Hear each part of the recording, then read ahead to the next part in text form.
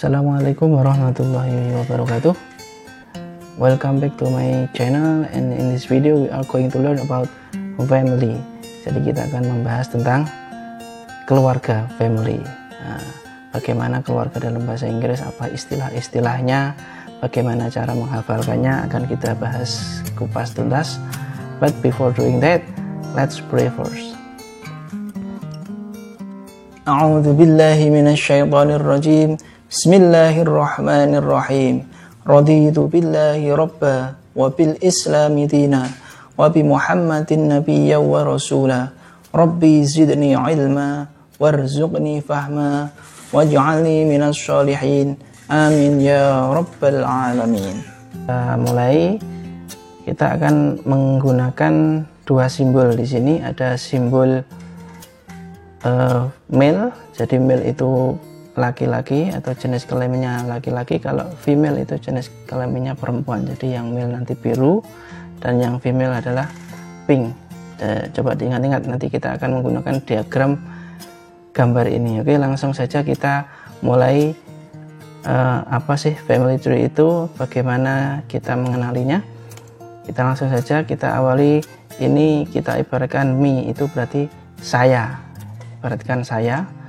Jadi kalau saya punya orang tua namanya father and mother. Jadi my parents, father, ayah dan ibu.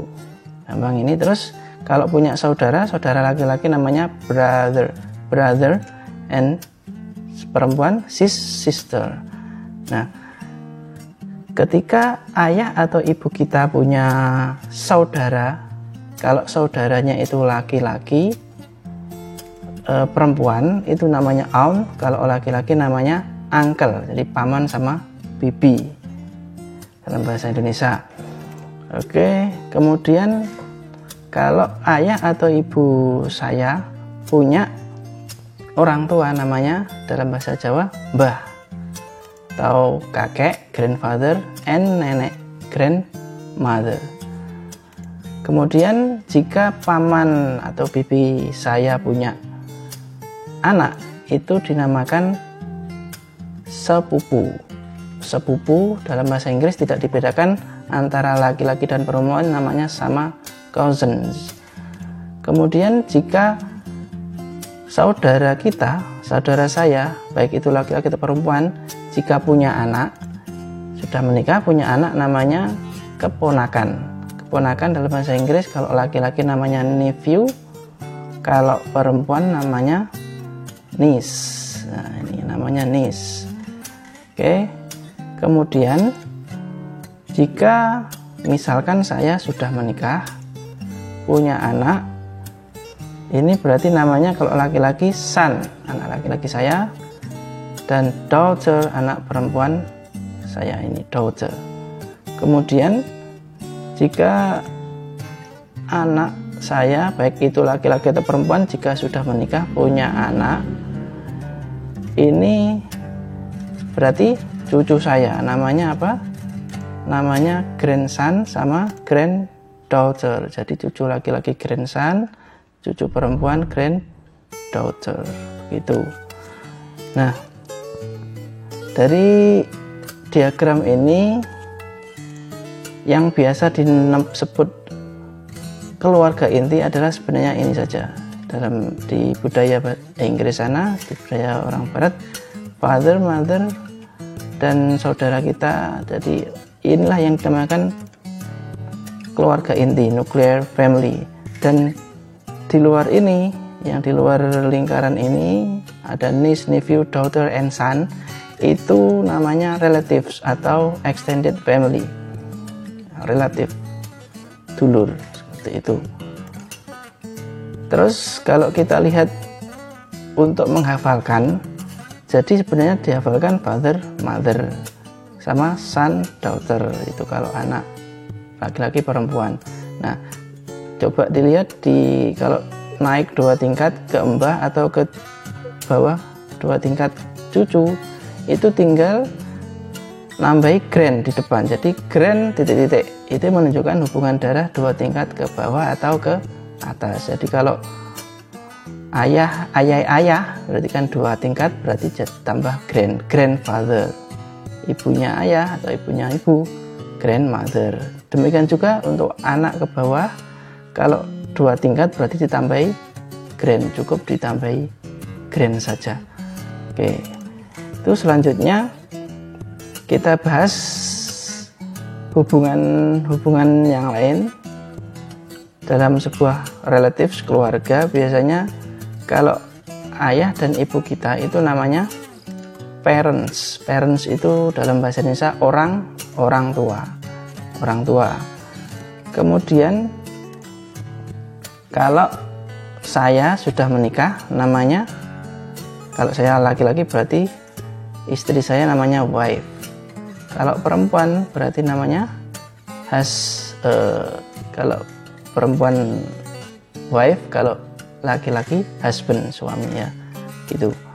Nah, ini saya contohkan saya sebagai laki-laki, wife. Nah, ibu dari istri atau suami itu sama namanya, tinggal dinambahi in-law, father-in-law. Dalam bahasa Indonesia mertua laki-laki father-in-law, mertua perempuan mother-in-law. Kemudian jika saya misalkan punya anak laki-laki perempuan dan mereka sudah menikah, itu juga tinggal ditambahi in-law. Jadi misalkan ini, jadi yang secara garis ini menunjukkan ini hubungan darah, berarti ini menantu saya karena menikah dengan anak laki-laki saya, namanya daughter-in-law. Nah, kalau menantu perempuan, anak saya perempuan terus nikah dengan orang laki-laki, itu berarti menantu laki-laki, namanya son-in-law. Jadi dasarnya sebenarnya son sama daughter saja, tinggal ditambahi in-law.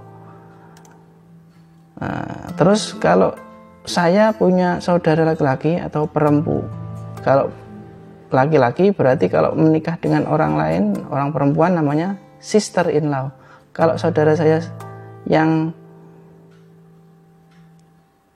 perempuan berarti ipar saya, namanya brother-in-law. Nah, itu jadi apa sih in-law itu? In-law itu sebenarnya untuk menunjukkan hubungan karena hukum perkawinan, bukan hubungan darah. Jadi ini tadi karena mertua tambah in-law, father-in-law, mother-in-law. Kalau saudara ipar jadi sister-in-law atau brother-in-law.